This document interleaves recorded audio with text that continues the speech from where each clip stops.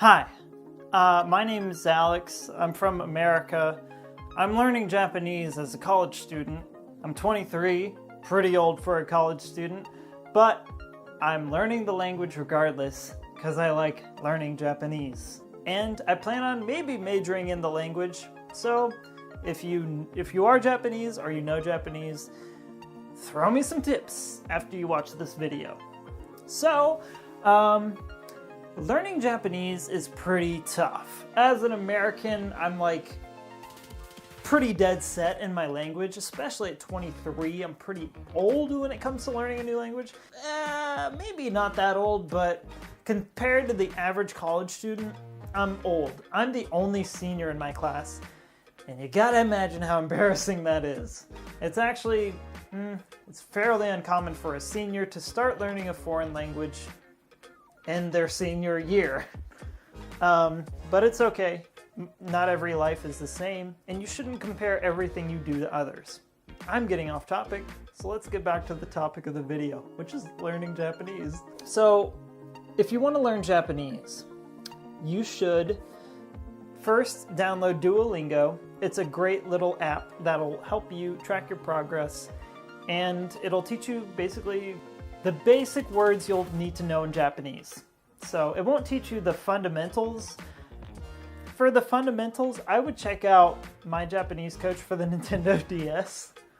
It may sound like a stupid meme or whatever, but if you check out My Japanese Coach for the DS, you will really, seriously learn a lot about the language. Also, I'm reading a book like Nakama 1 for my class. It helps out a lot. That's how I'm learning. You can get that too if you want. You don't have to be in a Japanese class to learn Japanese, but having a Japanese teacher helps immensely, I would imagine, in learning the language. I'm not a Japanese teacher, I'm but a student. I've only been learning the language for 8 weeks, but in my university experience, so if you're planning on going to university and learning the language, I'm 8 weeks in a beginner course, and I already know hiragana and katakana, and we're starting kanji, and we're already like learning grammar and whatnot. So you learn pretty quick. Like it's every weekday you're in there. For my university anyway, it might be different for yours, but you pick up on it quick, and you need to study. For a class like this, you have to study. It's not a class where you can just float on by. This is my hardest class of the semester, easily. It's one of the hardest classes I've ever had to take, honestly, because it requires me to think differently than I have previously. It's not just mindless memorization. It's like application of knowledge. And if you're really serious about learning the language, I would suggest just constantly learning Japanese. Label the things in your house. Like, if you have a poster, label it. Whatever poster means in Japanese. I don't know what the translation is yet, but do that. And romanji is basically the romanization of sounds. Like words that you normally say, like book, would be hon in hiragana. You would write that as, hon. And I'm goofy, but you know what I mean. Okay, try to switch from romanji as soon as possible. If you don't know what romanji means, it's how the sounds appear in English. Like if I were to say boku, I would spell that B-O-K-U. That's romanji. But hiragana, it would be 2 characters, bo and ku. So you wouldn't write boku in katakana because katakana is used for foreign characters, such as like McDonald's. If you were to write McDonald's in a foreign sentence, it would be written in katakana. Okay, Japan has 3 writing systems: hiragana, katakana, and kanji. Okay, in my university course, I'm 8 weeks in, and I already know hiragana and katakana. And hiragana essentially is their just native Japanese words in their own written form. And katakana is how they write foreign words in their own way. So 2 different writing systems.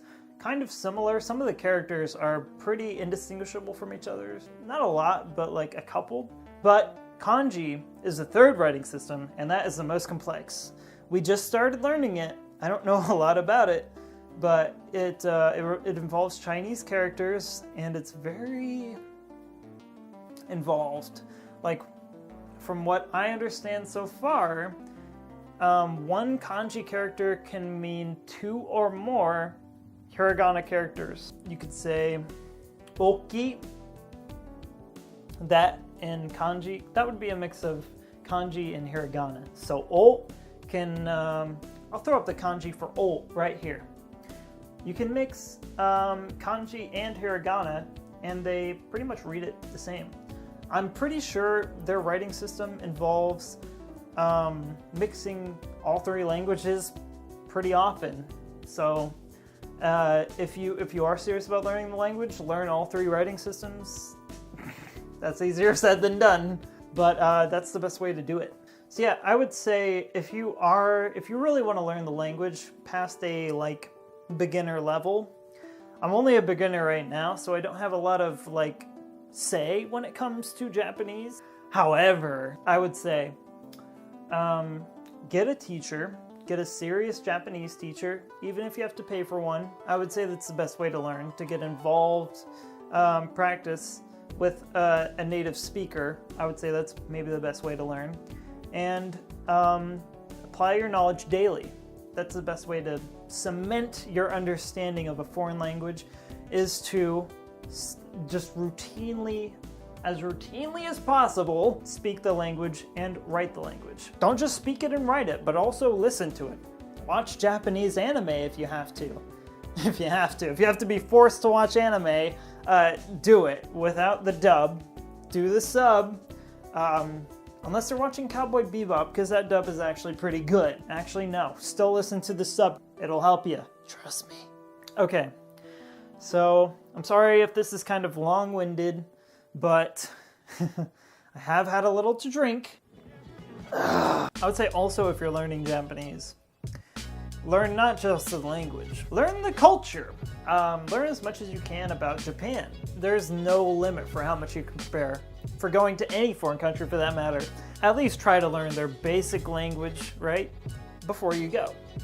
If I go to Japan, I would like to know a bit more about the language, which is why I'm waiting a couple years before I go to Japan. If you're Japanese and watching this, let me know what you think. Is it okay for people who don't know a lick of Japanese to come over and just be like, hey, what's up? How's it going, dude? In a totally American way?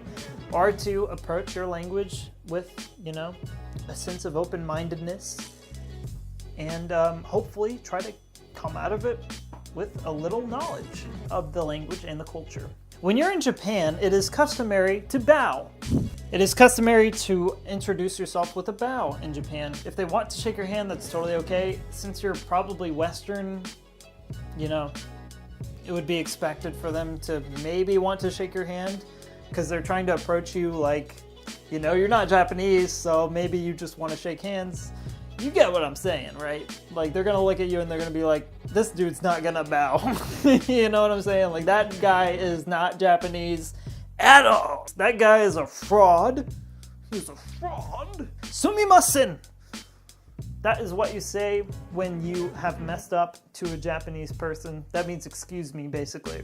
And if somebody does something nice to you in Japan, is nice to say, arigatou gozaimasu, which means thank you very much. And arigatou gozaimasu for watching my video. Hopefully I know more Nihongo in the future.